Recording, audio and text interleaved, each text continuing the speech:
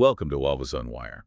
Today, we're talking about Bung Moktar Raiden's bold promises for Sabah. We're going to be looking closely at the high-stakes political strategy that the chairman of Sabah Barisan Nasional has laid out. This is all ahead of the state election, of course. It really is high stakes. And, this feels less like just a platform, more like a massive, focused political wager. Definitely. And what makes it so striking is just how audacious that central promise is. You really have to start there. Absolutely, because that commitment, it just sets this, well, almost impossible sounding bar right from the get-go. And the big one, the headline promise, is solving Sabah's water supply problems, these long-standing problems, within 3 years. That's if Barisan Nasional forms the next government. 3 years, yeah, for an issue that's plagued Sabah for decades. It's not just a promise, it's like a self-imposed deadline, a very tight one. A very tight one. And the way he frames it is interesting, too. He basically says it's not really about technical stuff or even funding, fundamentally. It just needs the right political will. Right. Which sounds simple, maybe. But is it really just political will? Well, that's a sales pitch, isn't it? Make it sound straightforward. But, it carries enormous risk. If they frame it as only needing political will, and then they fail. Then the fault lies squarely with them. No excuses. Exactly. But you could also argue, hasn't political will been the missing ingredient all along? That's true. But achieving something this huge in just 3 years? That needs a massive alignment of resources, surely, more than just the state government can muster alone. Precisely. And that's the condition, isn't it? That 3-year timeline, he's been quite explicit, it depends entirely on really strong functional cooperation between the state and federal governments. So it becomes a double-edged sword. Completely. It motivates voters, gives them a tangible outcome to hope for, but it also puts immense pressure on them if they win to secure those federal funds. Like immediately, the clock starts ticking day one. And it's not just water where they're applying this pressure, right? We see the same thing with roads. Yeah, the infrastructure piece. He mentioned constantly pushing the federal government, didn't he, to speed up releasing allocations. He did, citing the Pan-Borneo Highway as, a prime example where things just need to move faster for Sabah's connectivity. It's urgent. So the core strategy seems to be differentiating themselves based on delivery. Not just promises, but swift, high-impact delivery on things that affect people daily. Water, roads. Okay, so that's the policy demand side. What about the engine needed to actually make it happen, the party machinery itself? Yes. The mobilization effort they announced is huge. Just look at the numbers. Yeah, 6,044 branches of the Sabah United Malays National Organization activated. That involves, 614,994 members, all focused on the campaign. It's a massive number, and they've even drilled down further. They specify that 474,252 of those members are actually registered voters. That level of detail?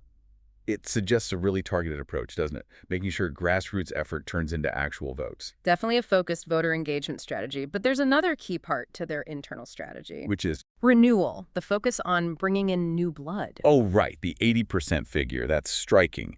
80% of their candidates will be new and youthful faces. That's practically a complete overhaul. It's a very deliberate move. They're trying hard to modernize, to shake off any old guard image. They're emphasizing diversity to young people, women, professionals. So it serves a couple of purposes then. I think so. First, it addresses those calls for, more youth involvement, internal change. Second, it's a clear pitch to swing voters, the ones looking for change, and maybe wary of the same old faces. And we're expecting a big event soon.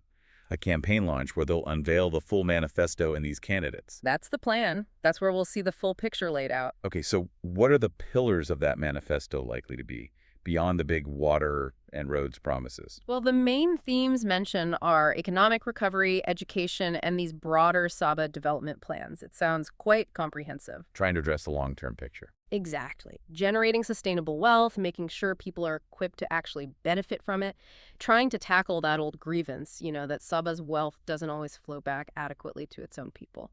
And speaking of wealth flowing back, there was that specific mention of a Sabah Prosperity Fund. Yeah. What's the thinking behind that?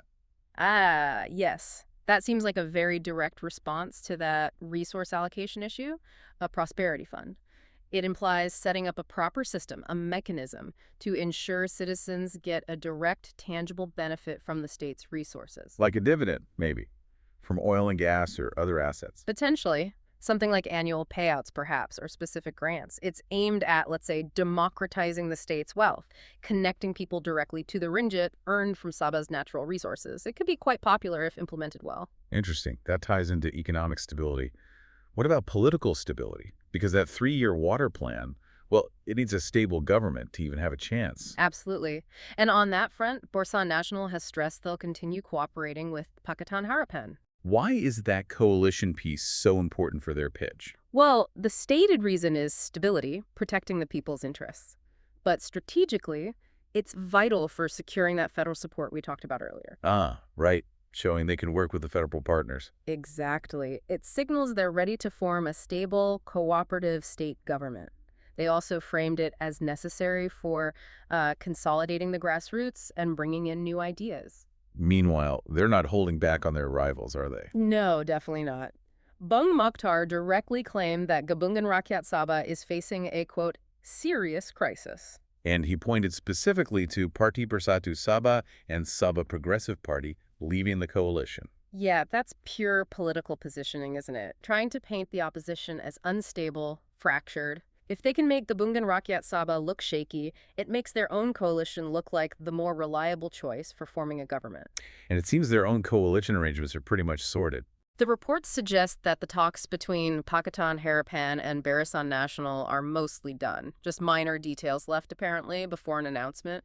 So setting the stage well before the campaign really kicks off shows confidence. It does. A unified front is crucial when you're selling the idea of a stable government that can hit ambitious targets, like fixing the water in 3 years. Okay, one last piece, and it's a sensitive one. Party discipline. This seems tightly linked to stability, too. Very much so. Barisan National Headquarters confirmed they're investigating 2 of their own members of parliament, Shahir Othman from Putatan and Andy Muhammad Surati from Kalabakan. What's the message there? Zero tolerance for dissent or defection. And the key tool here is the new federal anti-hopping law. That law really changed the game for MPs thinking of switching sides. And the party stance is firm. They're considering action under that specific law. Yes. They confirmed that under the law, anyone who leaves the party automatically loses their seat. Their eligibility as an MP is gone. That's the ultimate stick, really. It is.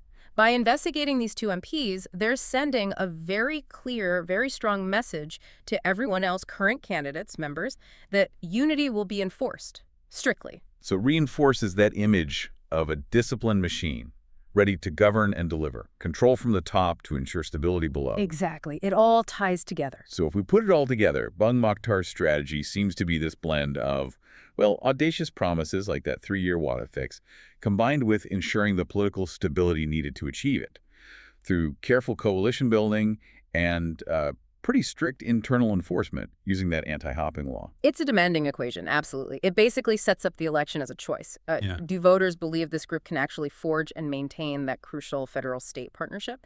And can they keep the internal discipline needed to govern effectively without falling apart? Certainly a direct challenge to how things have been. Which brings us to a final thought for you, the listener, to consider. Does this promise solving huge infrastructure issues like water in just 3 years, meeting such intense federal-state cooperation, does that feel like a truly believable roadmap for rapid, tangible change in Sabah? It requires not just political will, but perhaps an end to political infighting altogether. Something to think about. Remember to like and subscribe for more videos like this.